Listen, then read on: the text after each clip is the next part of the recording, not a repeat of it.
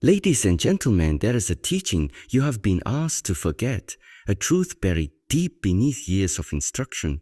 You are taught to be a gentle current, one that bends for every stone that nourishes every shore it touches. You learn to give your water away freely. But now you find your own river bed is dry. There is a quiet bitterness, a silent drought within you. You hope another stream will come and replenish you. But look around. Every stream is on its own journey to the great ocean. You cannot ask another to flow for you. You have been trying to water the entire world while your own source runs dry. This is not service. It is a slow forgetting of the self. You are not born to be a mirror for every passing cloud. You are born to be a river with your own power, your own direction. So today I offer a different teaching. Stop being just the water.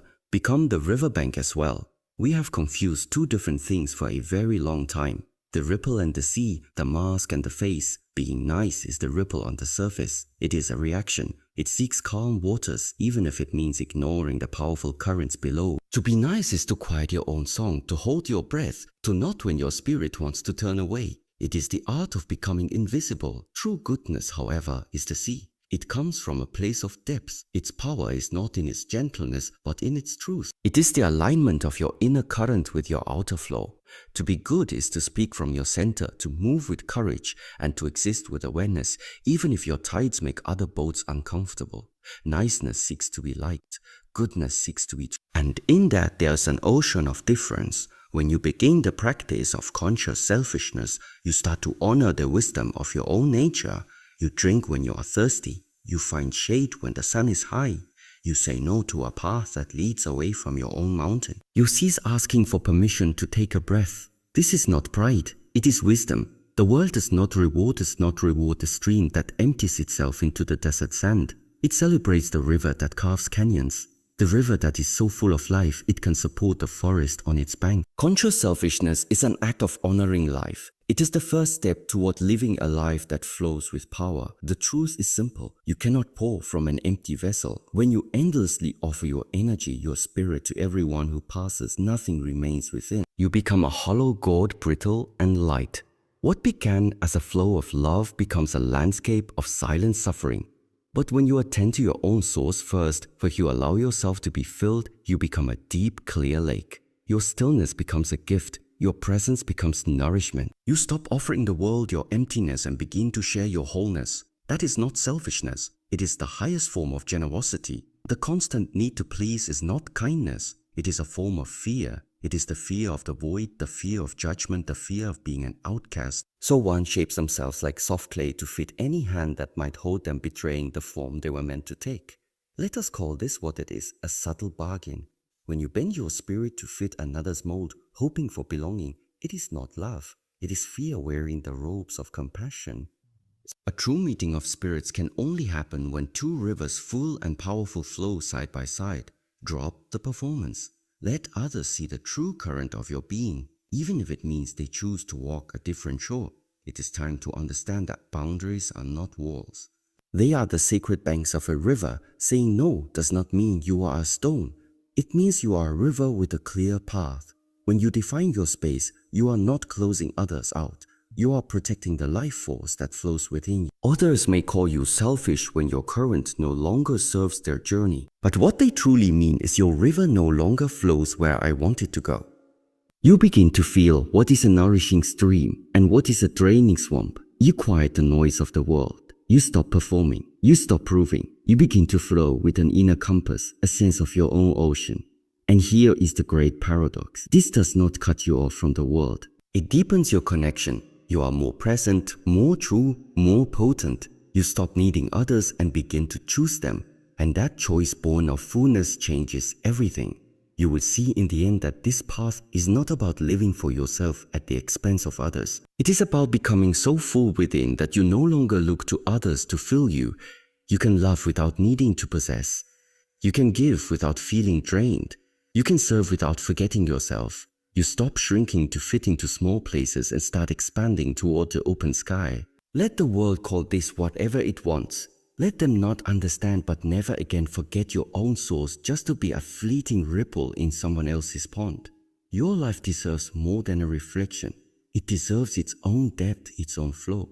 When you breathe, it is an unconscious act. You do not ask permission from those around you. You do not wonder if your breath is taking up too much space. You breathe because not breathing is the end of life. The same is true for the breath of your soul. Yet you were taught to hold it, to pause to hesitate, to silence your needs for the comfort of others. You were taught to believe that tending to your own inner fire is selfish, that honoring your spirit is wrong. But no one can breathe for you. No one can live your inner life for you. If you abandon the flow of your own spirit, who benefits? Not even those you try to please. Conscious selfishness, this sacred practice is not about ignoring others. It is about ceasing to ignore yourself. When you become aware of your own energy, your own flow, your own truth, you naturally stop moving toward that which drains you. You stop appearing simply to be polite. You stop saying yes from a place of guilt. Instead, you act from a place of deep knowing. You follow the path that feels aligned with your deepest nature. That alignment creates a powerful resonance. Others feel your presence more intensely because you are rooted, not scattered like dry leaves. You no longer give from a sense of duty, but from a place of fullness of true choice. Most confuse this sacred selfishness with being a frozen pond, cold and still. But this path is alive with intelligence. It is the understanding that you cannot water a garden if your own well is dry. You cannot bring light to others if your own lantern is unlit. There is no wisdom in quiet suffering, no nobility in spiritual self-abandonment. When you live disconnected from your own wellspring, every act, even those called good, is diluted. You become bitter. Your kindness is a mask, not a true reflection of the light within. You would not expect another person to eat for you to nourish your body each day. So why do you expect the world to care for your inner sanctuary? This is why the practice is essential to wake each day and first turn inward. What does my spirit need today? What is draining my river? What replenishes its source? What truth am I avoiding? A person who is selfish with awareness is not a danger. They are an anchor. They are not easily moved by the winds of manipulation, by the tides of guilt or approval. And because they are anchored in their own depth, they can offer true shelter to others without losing their own center. They know when the river must say no, and it needs no explanation. They understand the best offering they can give to the world is their own alignment, their own fullness, their own clarity. This path of the full vessel also cultivates deep compassion. Not a compassion born of duty, but one that comes from understanding. When you see another living in a state of self-abandonment, you see it for what it is, a soul that has forgotten its own source. You no longer judge them, but you also refuse to dry up your own river to join them in their desert. You become a mirror showing what it means to live with a full spirit.